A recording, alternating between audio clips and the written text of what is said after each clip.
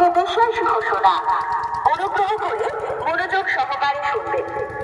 আবহাওয়া অফিস থেকে প্রাপ্ত খবর অনুযায়ী সমস্ত জনসাধারণকে জানানো যাচ্ছে যে আজ শনিবার এবং আগামীকাল রবিবার আপনাদের এলাকায় রেবার সাইক্লোন আসতে পারে।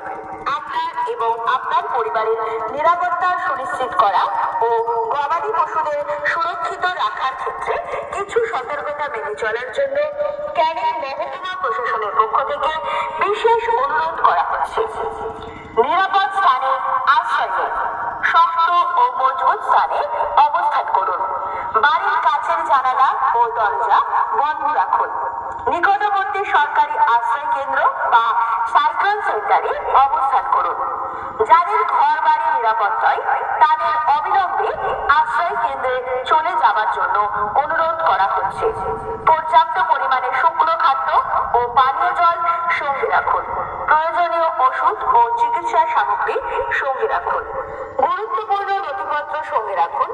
গবাদি পশুদের নিরাপদ স্থানে নিয়ে যান এবং যেখানে ঝড়ের প্রভাব কম পড়বে এমন উঁচু স্থানে তাদের বেঁধে রাখুন।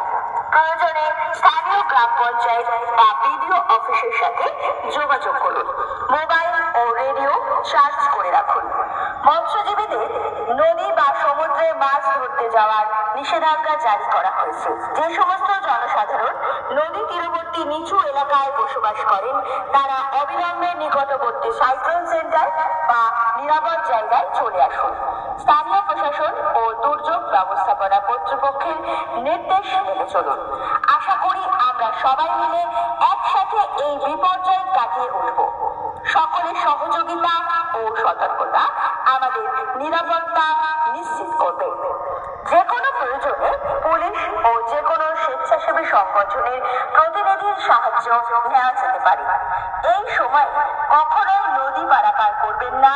সর্বদা সতর্ক থাকবেন এবং সরকারি ঘোষণা মেনে চলবেন। ক্যানিং মহকুমা প্রশাসনের পক্ষ থেকে সকল জনসাধারণের উদ্দেশ্যে জনস্বার্থে এই সতর্ক বার্তা প্রচার করা হচ্ছে।